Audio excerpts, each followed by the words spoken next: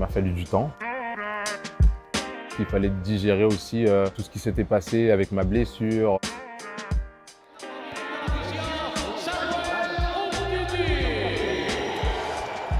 J'avais pas mal aussi de douleurs d'être parti comme ça. Et maintenant, je me sens bien mieux dans ma tête. Et c'est pour ça que je suis content vraiment d'être ici. Bonjour Samuel Umtiti. Bonjour Virginie. Ça va? Ça va bien, merci. Merci de nous accueillir chez toi. Il fait bon? Il fait beau. Il fait beau. Ouais, Barcelone, je trouve le cadre est top ici. Le beau temps, il y a tout pour passer, en tout cas pour avoir une bonne vie. Et en plus de ça, avec toutes les années que j'ai passées ici en tant que joueur, je m'y sens bien. Avec des bons souvenirs. Je dis chez toi parce que tu es parti en 2022, mais tu as encore une maison ici. Tu es entre Barcelone et Paris. Pourquoi avoir choisi de t'installer ici plutôt que par exemple rentrer à Lyon, là où il y a tes parents? Parce que ici, comme tu l'as dit, j'ai vécu de belles années, 6-7 ans je crois, et je me sentais bien. Le cadre de vie est top en tant que joueur. Et aussi, pour moi, une personne qui ne joue pas au football, on lui dit Barcelone, c'est le beau temps, c'est la mer, et je pense que c'est un cadre de vie qui plairait à tout le monde, et je me sens vraiment bien ici. Et je ne me voyais pas partir. Après, je dois aussi être en France, donc c'est pour ça que j'ai choisi Paris. Et Lyon, c'est à côté. Pour moi, c'est pour ça aussi je me suis dit, je peux rester à Barcelone parce que c'est à 2 heures en avion, même pas 1 heure et demie. Donc j'ai la possibilité de rentrer voir ma famille à Lyon. Oui, il y a le côté pratique. Et il y a quelque chose que j'ai trouvé surprenant, c'est que tu vis ici, mais tu n'es jamais revenu au stade, au Camp Nou. Là, c'est la première fois. Déjà, c'est quoi ton impression? C'est un stade incroyable déjà à l'époque où je jouais, même s'il était un peu ancien, mais pour moi ça faisait toute sa beauté. Et maintenant c'est vrai que quand je regarde, j'ai l'impression de voir un stade tout neuf, tout Oui, nouveau. tu reconnais pas? Non, je reconnais pas forcément, mais c'est normal de le rendre moderne. Mais au final je suis quand même content d'avoir été là dans les périodes où il avait pas été refait comme ça. Mais c'est vrai que j'ai pas eu la chance de revenir depuis que j'ai quitté Barcelone pour diverses raisons. Mais pourquoi? C'est quoi ces raisons? Ces raisons, c'est que la manière dont je suis parti aussi, j'avais pas mal aussi de douleurs d'être parti comme ça. J'avais pas mal d'objectifs que je voulais atteindre avec ce club. Et c'est vrai que d'être parti comme ça, ça m'a. Je suis resté un peu sur ma faim. Et bon, il fallait que je digère tout ça. Et maintenant, je suis là et je suis content et heureux. L'idée de revenir ici, ça te faisait du mal? Non, ça me faisait pas forcément du mal parce que j'ai vécu des super moments ici. Mais c'est juste qu'il fallait digérer aussi tout ce qui s'était passé avec ma blessure, avec aussi des fois les gens, ce qu'ils ont pu penser parce que j'ai pas forcément parlé de certaines situations. Donc il fallait digérer tout ça. Et il m'a fallu du temps, honnêtement. Et maintenant, je me sens bien mieux dans ma tête. Et c'est pour ça que je suis content vraiment d'être ici. C'est un lieu mythique. Ok, on va faire un exercice, je ferme les yeux. Dis-moi la première image qui te vient à l'esprit, quelque chose que tu as vécu sur cette pelouse. Deux. Il y a deux choses pour moi. C'est la première, ma signature ici, pour moi qui était un rêve qui se réalisait. Et j'aurais jamais pensé que ça arrive aussi tôt dans ma carrière. Et la remontada, je pense qu'il a été un match inoubliable qui restera dans les annales, je pense, du football. Je vais te montrer ces images puisque tu en parlais justement de ton arrivée. T'as Oh. pas la même tête. Oh waouh. Moins de barbe, tout jeune. Mignon garçon, mais j'ai évolué. Waouh. Petit poupon, Ouais. j'ai envie de dire. Il était jeune là, Samuel. À ce moment-là, tu ressens quoi? Qu'est-ce qui se passe dans ta tête sur ces images? À ce moment, je me dis que j'y suis. C'est un objectif depuis tout jeune de jouer pour le FC Barcelone. Et je me dis, moi, de faire le nécessaire pour pouvoir performer, prendre du plaisir et devenir vraiment un joueur important pour cette équipe. Ouais. Tu as toujours été convaincu que tu y jouerais au Barça? Ouais, j'ai toujours été convaincu. Je pense que j'ai toujours dit ça. Une phrase que je disais souvent, c'est que je me suis dit que si je n'arrive pas à jouer au FC Barcelone, ça sera juste parce que j'aurais pas fait le nécessaire, moi. parce que j'étais persuadé qu'avec les qualités que j'avais, j'étais fait pour jouer dans cette Et équipe-là. pourquoi ce club-là? Pourquoi cette équipe-là en particulier et pas une autre? La manière de jouer, je pense aussi les valeurs que ce club, je pense que j'allais parfaitement avec ce club-là, et surtout dans le fait de jouer, de ressortir de derrière, et surtout qu'un défenseur, la plupart du temps, c'est gagner ses duels, mais ici, c'est bien plus que ça. Il faut qu'il ait aussi une qualité technique, une intelligence de jeu, et moi, je pense que ça faisait partie de mes qualités. Donc, quand je regardais les matchs, à chaque fois, je me disais, mais c'est l'équipe qui me faisait rêver. La manière dont ils jouaient, vraiment, pour moi, c'était c'est comme ça que je voyais le football. À cette époque-là, c'était vraiment le FC Barcelone, dans leur possession de balle, dans l'intelligence de jeu, dans le pressing qu'ils mettaient en place. Pour moi, c'était ça le football. Et je me voyais après, quand je voyais Léo Messi, c'était incroyable. Je voyais Xavi aussi, Iniesta, je me disais, des joueurs tellement intelligents. Et j'avais envie d'être parmi eux et de pouvoir apprendre aussi à leur côté. Ouais. Justement, tu arrives dans un vestiaire comme ça, avec Iniesta, avec Piqué, avec la MSN. Enfin, c'est quand même incroyable. Qu'est-ce qui t'a le plus impressionné? Ce qui m'a le plus impressionné, c'est leur humilité. Vraiment, j'arrive en plus l'année d'avant, ils avaient gagné le triplé. Ouais, le triplé. Et Liga, Copa, voilà, Ligue des Champions. Ligue des Champions. Et j'arrive, je vois un groupe où les gens sont sains, sont humbles, alors qu'ils ont tout gagné. C'était incroyable. Et moi, c'est ça qui m'a le plus choqué. J'étais capable de parler avec tout le monde, alors que moi, je venais de mon club de Lyon. J'avais rien gagné, même si je sortais d'une coupe de championnat d'Europe avec l'équipe de France. Mais eux, ils avaient tout gagné. Ils parlaient avec moi comme si je faisais déjà partie de l'équipe.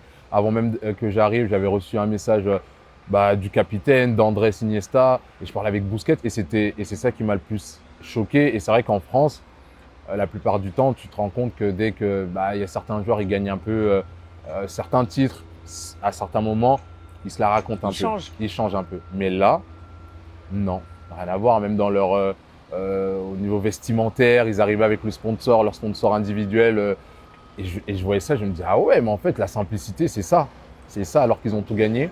Et c'est ça qui m'a le plus choqué. Et après, en parlant des entraînements, j'ai vu vraiment ce que c'était le très haut niveau. Et tu as été tout de suite à l'aise, tu as été tout de suite en confiance, ou alors tu as eu ce syndrome de l'imposteur, un peu oulala, qu'est-ce que je fais là? Non, après, c'est vrai que dans un vestiaire, je parlais pas. Déjà que la langue, je la maîtrisais pas au départ. Et oui, c'est vrai, comment tu as fait du coup? Même si je comprenais, j'ai toujours aimé l'espagnol. Et après, en parlant avec eux, c'est comme ça que j'ai appris. J'ai pas appris de cours. Et rapidement, j'ai commencé à parler parce que c'était un groupe qui aimait bien chambrer. Et moi, dès qu'on me chambrait, je comprenais.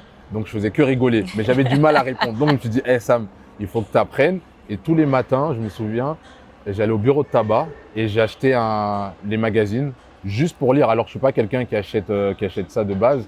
Et j'achetais juste pour lire, répéter les mots, savoir ce qu'ils disaient.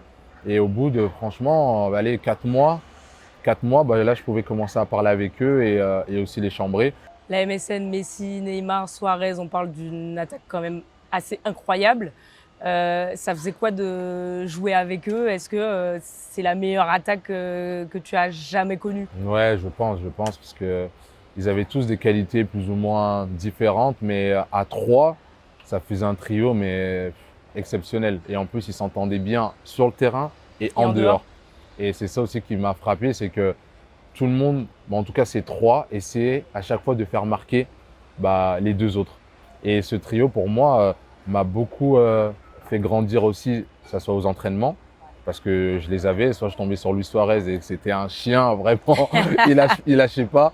Un trio comme ça, de voir leur complicité, je me suis dit, waouh, vive le football, quoi. Est-ce qu'il y a un joueur en particulier qui t'a pris sous son aile à ton arrivée? Ouais, plusieurs. Après, je m'entendais bien avec tout le monde. Jordi Alba, avec qui je m'entendais très bien. Busquets, Gérard Piqué, pour moi, qui était un enfant dans un corps d'adulte. C'était incroyable. Même Mascherano, quand je suis arrivé, et que même si on était en concurrence, il m'a donné énormément de conseils et j'ai apprécié. Iniesta aussi, c'était vraiment avec tout le monde. J'ai l'impression que je m'entendais bien avec tout le monde.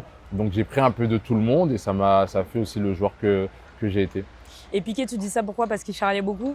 Il charriait beaucoup et c'est un joueur qui est capable de parler avec des jeunes qui ont 15-16 ans, d'être dans leur délire Mais c'est un mec aussi qui est capable de parler business avec toi, comme un businessman, tout simplement. Mais il est très, j'ai envie de dire, détaché.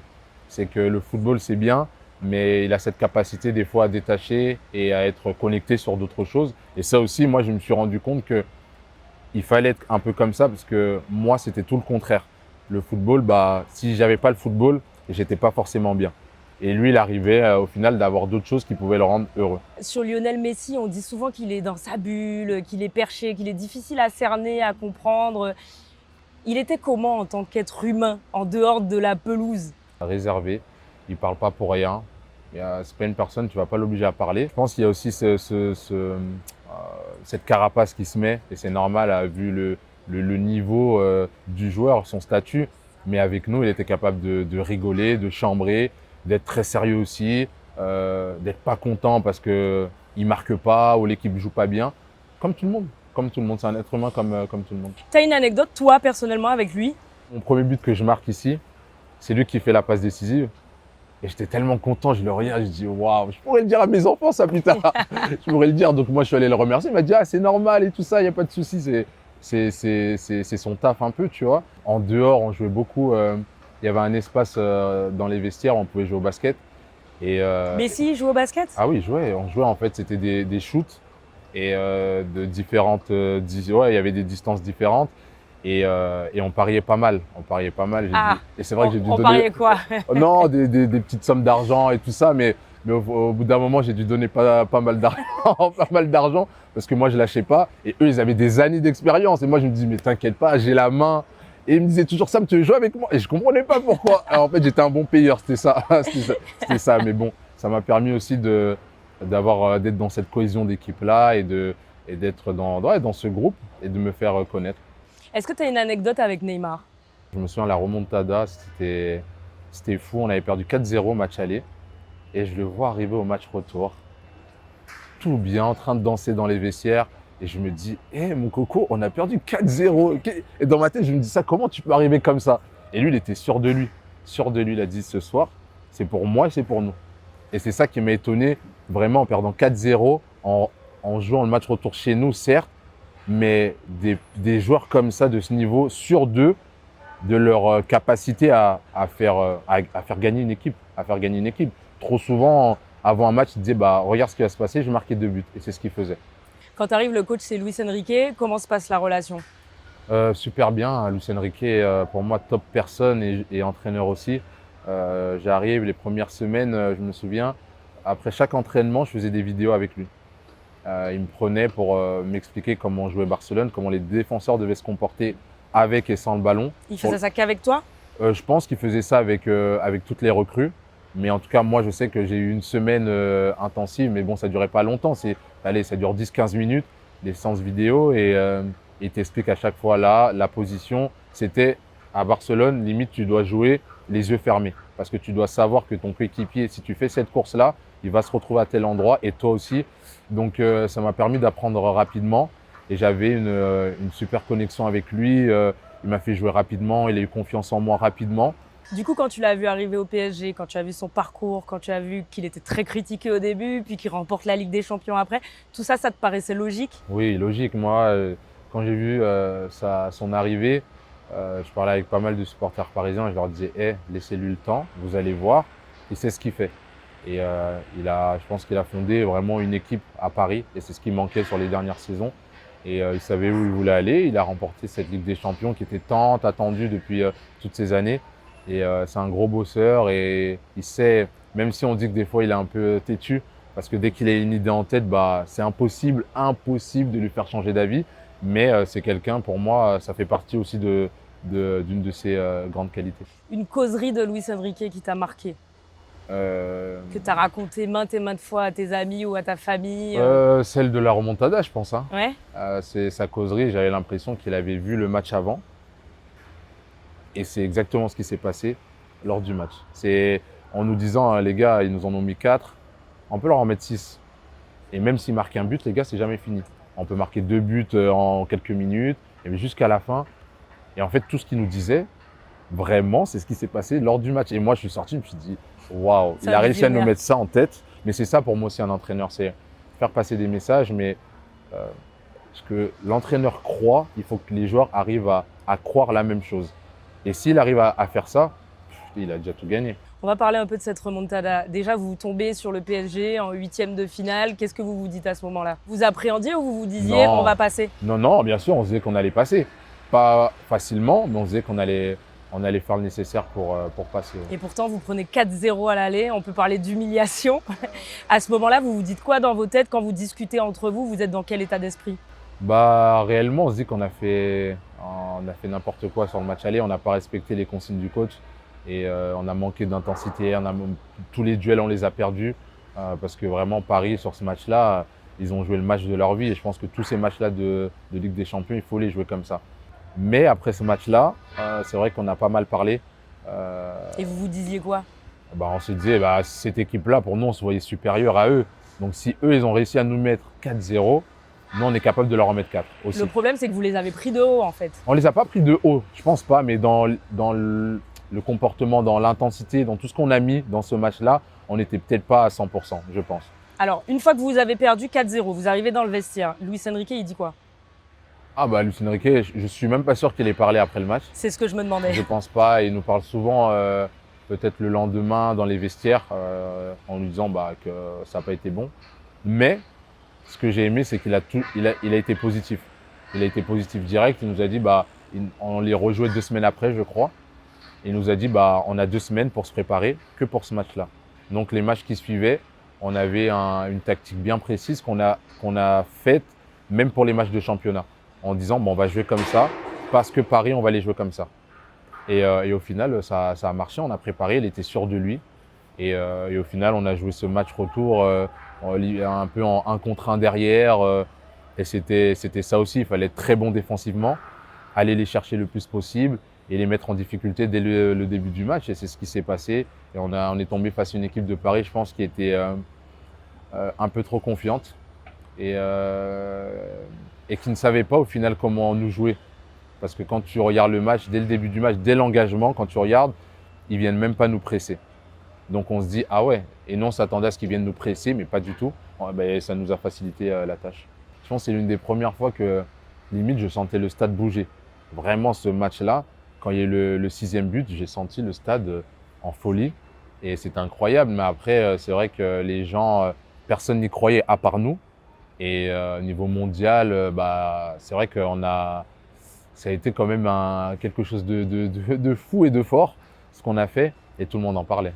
Jusqu'à maintenant. Ouais, jusqu'à maintenant, c'est vrai qu'on en parle. Tu gagnes ton premier trophée en 2017, Coupe du Roi, 3-1 en finale contre Alaves. Cette saison-là, tu as joué 43 matchs, tu as été 42 fois titulaire. Là, tu es à ton prime, tu es à ton apogée. Je ne sais pas si je suis à mon prime, mais en tout cas, rapidement, je m'installe dans cette équipe, ça se passe bien, ils me font confiance, j'enchaîne et je suis content, hein, vraiment. Mais tu es conscient du poids que tu prends? Tu es conscient ou alors c'est vrai que peut-être que je réalisais pas. Ouais. Réellement, je réalisais pas que j'avais enchaîné tous ces matchs-là. La première saison, alors la plupart du temps, quand tu arrives à Barcelone, c'est dur. C'est dur, il y a peu de gens qui arrivent comme ça et qui enchaînent tous ces matchs-là. Et en plus de ça, en tant que défenseur et qui est un poste super important à Barcelone, j'arrive à faire ma place. Donc je m'en rends pas compte. C'est avec le recul maintenant, je me dis waouh, je l'ai fait. Et je peux être fier de ça, réellement, hein, je peux être fier de ça. Et ça allait vite, ça allait très très vite. Tu joues avec Ousmane Dembélé, est-ce que tu te dis ah ouais, ce joueur-là, un jour, il va être Ballon d'Or? Ou pas du tout? Sans mentir. Hein. Non, je mens pas. Je me dis que si il prend conscience des qualités qu'il a et de ce qu'il peut faire, il peut être un Ballon d'Or. Et tout le monde le savait. Mais à cette période-là, non, c'est juste, on se projette un peu et on le voit évoluer, prendre en maturité, on se dit c'est possible. Mais on ne sait pas quand est-ce que ça va se passer parce qu'il était très jeune et je pense qu'il manquait aussi un peu d'expérience. Il fallait qu'il s'acclimate aussi au club, au championnat, aux joueurs avec qui il joue. Mais à cette période-là, non, je ne pouvais pas m'imaginer qu'il allait prendre un Ballon d'Or. Mais il était comment justement? Ça se manifestait comment ce manque de maturité qui pouvait être décelé? C'était un joueur qui, je pense qu'il faisait pas mal il réfléchissait pas vraiment. Et ça pouvait être une qualité, mais à certains moments, je pense que tu dois avoir ce calme-là de réfléchir avant des fois de faire une passe, de savoir le centre que tu vas faire, la course que tu vas faire.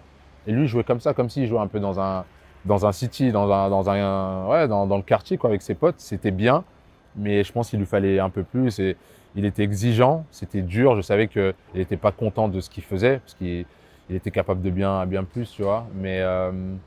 Mais ouais, je pense qu'il lui manquait un peu d'expérience, un peu de maturité, de tomber, de se relever et d'apprendre tout simplement. Ouais. Il avait toutes les qualités vraiment pour réussir. Et il les a mis vraiment là à Paris, grâce aussi, je pense, à Luis Enrique qui l'a beaucoup aidé. Tu es toujours en contact avec lui? Avec Ousmane? Oui. Ah oui, bah oui, bah oui, bien évidemment. Ouais, même si après, c'est vrai, comme je disais, moi, je suis pas quelqu'un qui va tout le temps écrire des messages, mais de temps en temps, d'écrire des messages ou même de se voir, on peut se voir et c'est comme si on s'était jamais quitté. Jamais quitté. Ouais. Il y a eu le passage d'Antoine Griezmann qui arrive au FC Barcelone, passage raté, c'est un échec malheureusement. Comment tu l'as vécu en tant qu'ami, parce que vous êtes très proches? Ouais, passage raté, je ne sais pas si c'est raté à 100%. Il a donné ce qu'il pouvait donner, même si on s'attendait à beaucoup plus. Je pense que la période aussi dans laquelle il arrive est complexe, honnêtement. Là, il avait des objectifs qu'il n'a pas forcément atteints. Donc voilà, il y a un contexte aussi qui n'était pas simple. On avait du mal aussi en Ligue des Champions, on avait du mal à atteindre nos objectifs.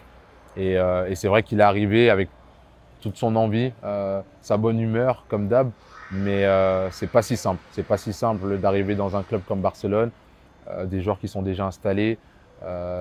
C'est pas simple. Donc je pense qu'il a fait tout ce qu'il pouvait. Honnêtement, c'est un joueur qui triche jamais, que ce soit sur le terrain et en dehors. Il a toujours tout fait pour qu'on le voit heureux, même si je pense que il n'était pas forcément le plus heureux parce que ses performances, parce qu'il marquait pas, parce qu'au final l'entente sur le terrain, elle n'était pas à 100% comme lui il la voulait. Mais en tout cas, il a fait tout ce qu'il pouvait ici à Barcelone, je pense. Ouais. Vous êtes vraiment très proches. Tu as été à son mariage. Comment tu l'as soutenu, toi, dans ce passage-là? Après, Antoine, c'est quelqu'un qui ne montre pas. Et c'est comme je disais, il vit des moments compliqués, mais il va toujours avoir le sourire. Vraiment, je ne l'ai jamais vu. Jamais. Triste? Ouais, triste. Non, jamais. Il vient toujours avec sa bonne humeur. Et c'est pour ça que nous, on était là, on savait ce qu'il vivait. Mais au final, de nous mettre sa bonne humeur, on pouvait que être là avec lui, rigoler. Et au final, peut-être que ça l'aidait aussi à voir les choses différemment. Mais son passage, je pense que ça reste quand même un moment important dans sa carrière. Ça lui a apporté des choses, il a vécu, il a côtoyé aussi des joueurs exceptionnels. C'est pas tout le monde qui a la chance de jouer avec un Luis Suarez, avec un Léo Messi. Il l'a fait. Et voilà, je pense qu'il doit garder que le positif de son passage là. Tu as joué contre Karim Benzema, notamment. Ouais. Tu as été en duel avec des joueurs comme ça. Est-ce que tu as un souvenir particulier, quelque chose qui te revient? C'était des matchs incroyables pour moi de jouer des classicos et de jouer face à ces joueurs-là. Et moi, ça me faisait toujours plaisir de jouer face à lui parce que je savais que c'était un joueur très intelligent, qui aimait toujours se placer derrière le dos de ses défenseurs. Il faisait les courses parfaites. Dans la surface, c'est un tueur. Donc, ça m'a permis aussi pour moi de progresser. J'en ai fait des erreurs avec lui, même de marquage, parce que c'est pas simple.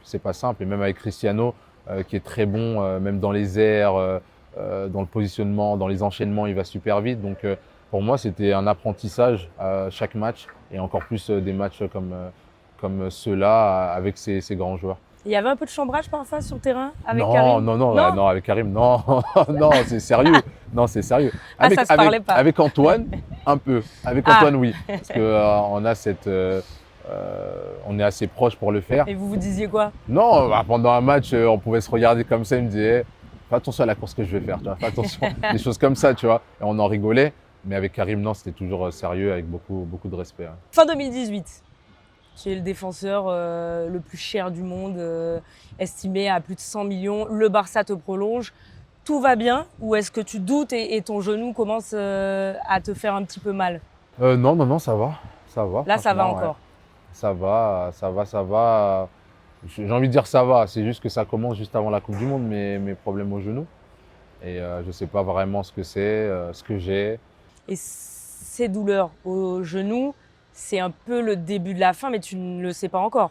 Ah oui, si je regarde là maintenant, oui. Là, quand ça a commencé, je ne m'imaginais pas ça. Moi, je me disais, j'ai encore des années de carrière en étant content, en étant performant.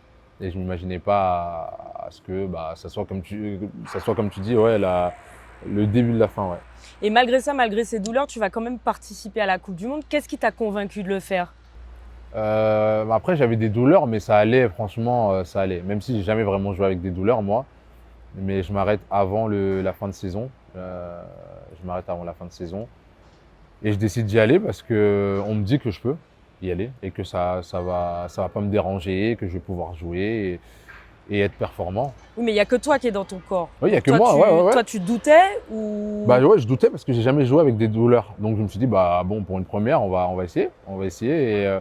Et vu que j'avais l'aval, on va dire, du staff médical, je me suis dit, let's go, hein, ça, mais une Coupe du Monde, ça se joue peut-être qu'une seule fois dans sa carrière. C'est le cas de le dire, donc j'ai bien fait de la jouer. Et cette phrase qui revient très souvent sur les réseaux sociaux ou même quand on t'arrête dans la rue, le fait que tu te sois sacrifié pour l'équipe de France. Toi, t'en penses quoi de cette phrase-là? Je trouve que c'est une phrase qui est un peu qui a été montée, je ne sais pas si elle est abusée, parce que réellement, moi, j'y suis allé, pas en me disant que j'allais me sacrifier. Non, loin de là, j'y étais parce qu'on m'a dit que je pouvais jouer, tout simplement. Oui, je pense que ça a été peut-être la compétition de trop à ce moment-là, mais j'ai réussi à la jouer. Mais je pense que après cette compétition, les choses auraient pu mieux se passer, en toute honnêteté. Je pense que la compétition que j'ai faite, ok, ça n'a pas été facile pour moi, mais après la compétition, je pense que j'aurais pu gérer ce problème au genou différemment. Tu aurais pu le gérer comment? Non, je pense il fallait que les gens comprennent que mon corps, c'est mon corps et que j'ai envie, moi, de revenir sur les terrains, que ça prenne 2 mois, 3 mois, mais il fallait que je me stoppe parce que ça n'allait pas et je ne pouvais pas rester là, faire un match sur 3, non.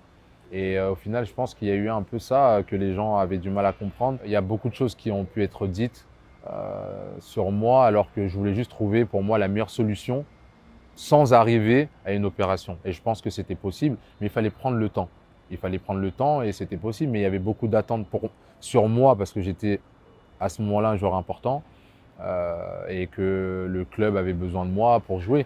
Mais il fallait penser à moi en tant que personne, tout simplement. Certes, le club, c'est important, mais il fallait que je pense à moi avant tout et prendre le temps. Et c'est pour ça que je pense qu'il y a eu un peu cette incompréhension-là entre ce que les gens pensaient en dehors, sans même savoir réellement moi ce que je pensais. Et je voulais juste revenir sur les terrains, mais en prenant le temps et en prenant le temps aussi de parler avec des spécialistes parce que pour moi c'était un problème qui était très important et je ne savais pas ce que j'avais. Réellement, je ne savais pas. Donc, et aujourd'hui, tu sais ce que tu avais? Ouais, je sais que j'avais le cartilage qui était abîmé, mais je pense qu'il y a des choses qu'on pouvait faire pour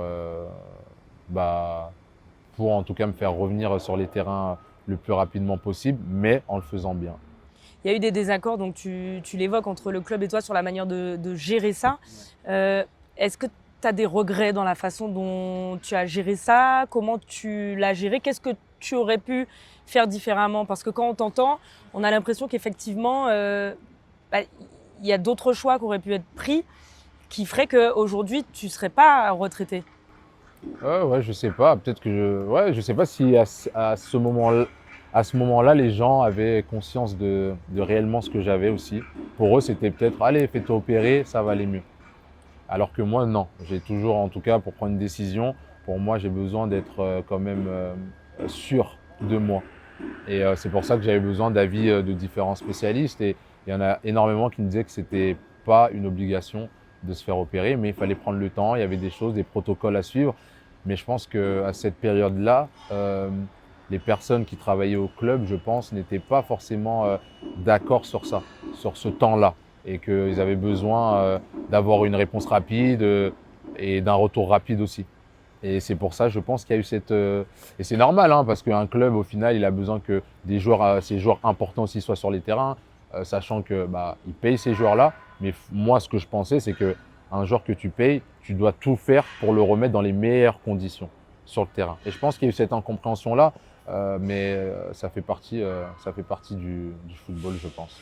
Et toi, avec le recul, tu te serais soigné différemment? Tu te Soigner serais fait différemment, opérer? non, et opérer, non, je pense pas. Opérer, non, mais différemment, mais aussi, ce que les gens ne savent pas, c'est que mentalement, ça joue.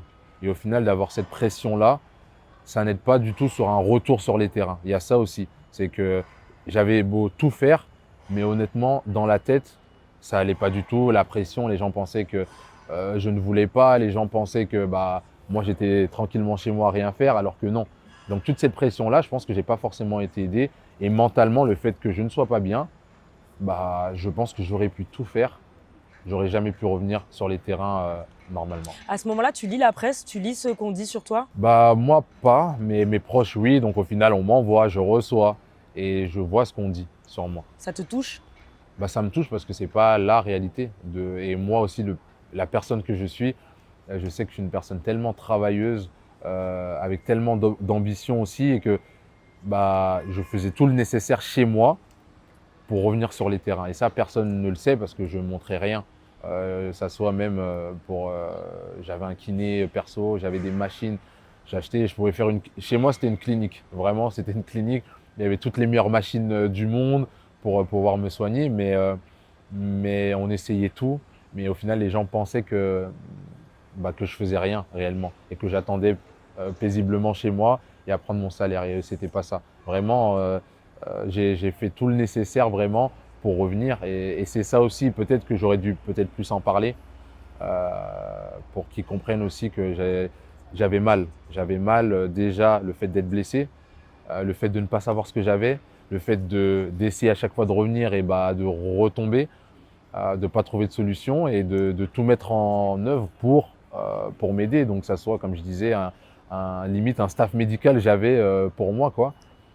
Mais que les gens ne savaient pas et que quand je sortais, c'était pas forcément facile parce qu'il y avait des fois des réflexions, mais au final, eux, ils ne pouvaient pas savoir. Ils ne pouvaient pas savoir, mais c'est un peu mon regret, je pense, de ne pas avoir un peu pu parler et dire aux gens que, écoutez, je suis là pour tout faire pour revenir sur les terrains et être performant et vous donner du plaisir sur le terrain.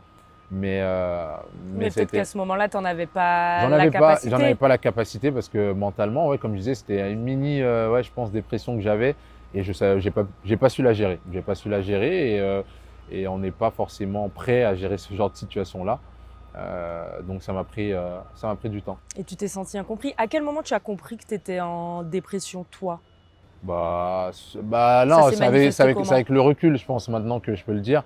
Mais sur le moment, je me disais que non, ça va, je suis assez fort pour ça, je suis assez fort, mais je restais chez moi, je restais dans mon lit, je faisais pas grand-chose.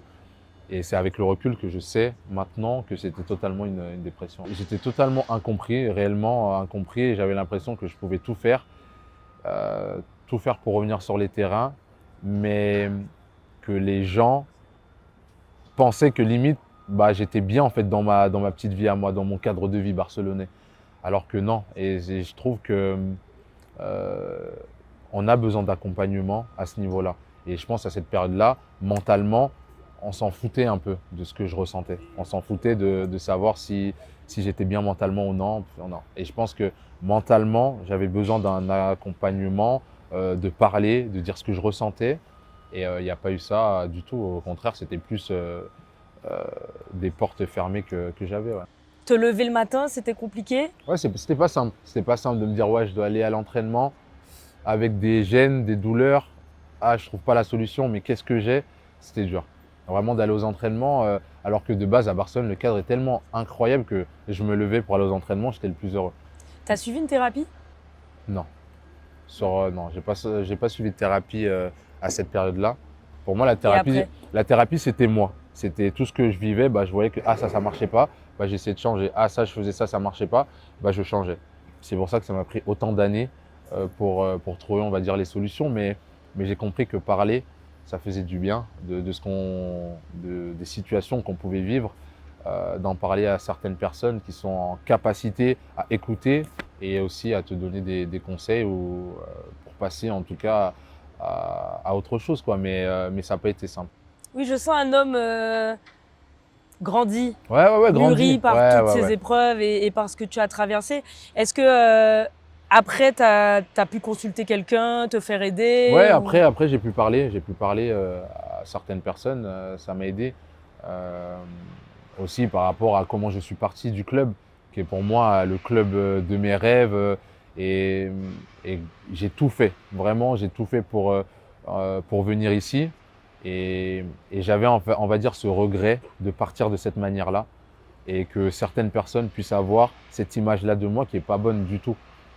Que j'aurais vraiment voulu que les gens aient l'image d'une personne qui ne lâche pas, qui essaie toujours de se relever, de faire le nécessaire pour revenir sur les terrains, qui voit de moi que je suis un bosseur, un travailleur.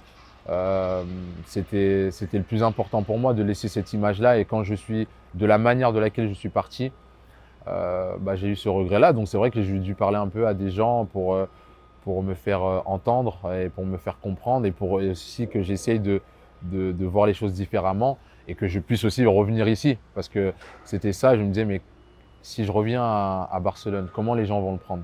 C'était ça. Je me dis, mais je suis parti d'une manière un peu bizarre euh, et comment les gens vont me recevoir. Mais au final, je me suis rendu compte que quand même, au sein du club, j'ai laissé quand même une bonne image.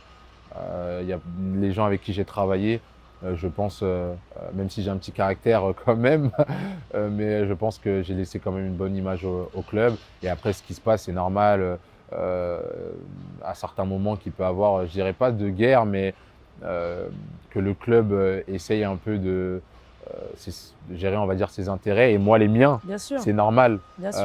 qu'il y ait ça, mais je pense avoir du respect aussi et j'ai énormément de respect pour ce club et je pense que le club aussi a du respect pour moi et pour ce que j'ai fait pendant mes années où j'ai été bien ici à Barcelone. Tu as sorti la tête de l'eau et on est tous ravis pour toi. Qu'est-ce qui t'a aidé? Est-ce que ton entourage, est-ce que tu as pris des antidépresseurs? Qu'est-ce qui t'a aidé à remonter à la surface? Ah, c'est de parler, tout simplement de mettre les mots, Sur on ce que va tu dire, ressens? sur ce que je ressens et sur les mots et réellement sur les blessures que j'ai pu avoir.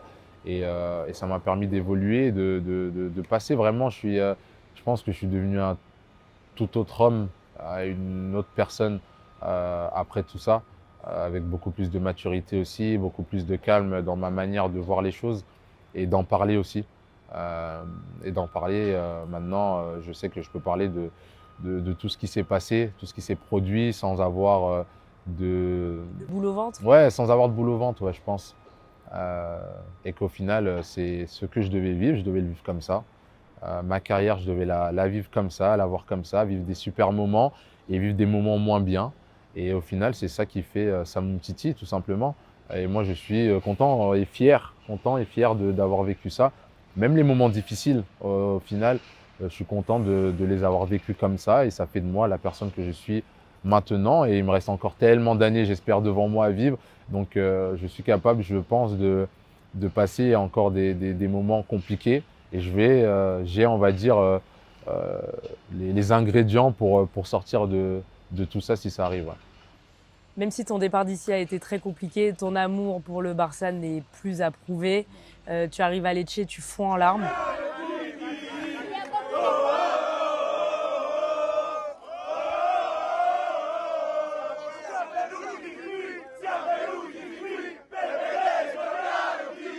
Qu'est-ce que ces larmes représentaient? Euh, Tellement de choses, je pense, je pense partir aussi de Barcelone, c'est un coup, ça m'a fait mal, et surtout de cette manière-là. Et je pense que j'avais besoin de compréhension, que les gens arrivent à me comprendre. Et j'avais besoin, franchement, je ne sais pas si c'est le mot, mais d'affection. J'en avais besoin à cette période-là. Tu te sentais pas aimé? C'est pas que je me sentais pas aimé, c'est juste que euh, j'avais besoin de le ressentir. Donc peut-être que les gens m'aimaient, mais j'avais besoin de le ressentir. Et c'est vrai que quand je suis arrivé à Lecce, j'ai ressenti que j'étais aimé par tout un peuple, par toute une ville et par tout un club. J'aimerais parler du Cameroun parce que tu es français mais tu es aussi Ouais, camerounais. bien sûr. C'est quoi ton rapport avec cette partie de toi, avec le pays, avec tes origines? Tes parents sont camerounais tous les deux. Ouais, camerounais. C'est vrai que j'avais un peu pas du mal à retourner au Cameroun, c'est que je ne savais pas aussi comment ça se passait là-bas. Parce qu'au final, même le dialecte, je ne le parle pas. Mais avec le temps aussi, je me suis laissé le temps de mûrir et de grandir et de me rendre compte aussi que mes origines camerounaises, je devais y aller, je devais retourner. J'avais des choses aussi à faire là-bas et c'est super important. Donc depuis quelques années, moi j'ai mon association, j'en parle pas vraiment, mais c'est super important pour moi d'aider on va dire ce peuple-là. Et quand je suis retourné là-bas il y a quelques années, euh, je me suis rendu compte que ce peuple-là avait besoin de soutien. Euh, donc je suis retourné là-bas honnêtement juste pour voir les besoins du pays, des gens du Cameroun, en allant dans différentes associations et voir comment moi je pouvais les aider. Et c'est vrai que ça a été on va dire une semaine très dure au niveau émotionnel. Tu rencontres des gens qui n'ont rien, mais qui te donnent tout. Et c'est vrai que j'étais une semaine où ouais, je pense que j'ai pleuré pas mal. Cette semaine-là, j'ai Mais pleuré t'es pas assez mal. émotif, Non, tu pleures quand même. Sur le non, terrain, tu pleurais. ouais, mais en fait, de base, je montre rien, moi. J'ai toujours été comme ça, je montre rien. Tu peux jamais savoir si je suis content ou heureux. J'étais comme ça par rapport à mon vécu, à des choses de la vie. Je suis comme ça et j'ai grandi comme ça. Mais au fur et à mesure du temps, je me suis rendu compte que c'était pas forcément normal d'être comme ça. Et, euh, et au fond, je pense que je suis une personne qui est très émotive, mais je le garde pour moi. Ça va être à mes moments où je vais être peut-être seul, oui. Mais après, au fur et à mesure, j'ai compris que de le montrer, ça fait pas de toi une personne faible. T'as tes Et barrières, tu te ouais, protèges quand même voilà, un peu. je me protège. Mais quand je suis parti au Cameroun, je pense que ça a été un déclic aussi. Euh, et je me suis rendu compte que, waouh, Sam, montre au final, regarde ce qu'ils te font, ce qu'ils te donnent. Ils ont fait des choses incroyables pour moi en une semaine là-bas. Et c'est vrai que j'ai été pris ouais, au cœur. Vraiment, ça m'a pris. Et c'est pour ça que j'ai décidé pour moi de faire quelque chose là-bas. Donc j'ai mon orphelinat pour moi qui va être en construction là. Pour moi, c'est un objectif de vie réel de faire ça, de pouvoir aider la jeune génération et de leur donner, on va dire, les opportunités que moi j'ai eues en étant en France, leur donner là-bas une éducation, tout ce qui est artistique, que ça soit dans le sport, ça soit dans des activités, ça soit la danse. Donc je mets tout ça en place, ça prend du temps, mais je vais y arriver tout seul. J'ai décidé de le faire vraiment tout seul euh, parce que c'est ouais, je pense mon objectif que je me suis fixé pour aider on va dire les jeunes. Mais j'en parle pas. Euh, Pourquoi? J'en parlais pas parce que pour moi, souvent je me dis, j'ai pas envie que on dise ah regarde, il veut qu'on en parle juste pour dire ah Sam il fait les choses bien. Non. Mais tu t'en fiches de ce que les gens Ouais, pensent. ouais, je sais, C'est admirable ce que tu fais. mais au final, je voulais quand même arriver à un point où j'ai fait les démarches. Ça n'a pas été facile. J'ai une équipe qui bosse derrière, qui bosse énormément. Trouver les terrains, un architecte, savoir aussi ce que je veux. Donc ça n'a pas été facile. Je voulais faire tout ça. Et maintenant qu'il y a tout ça qui est fait, il y a un cadre, c'est clair. Maintenant, je peux en parler. Et il y a des choses que je suis en train de mettre en place voilà, pour que cet orphelinat voit le jour. Ouais.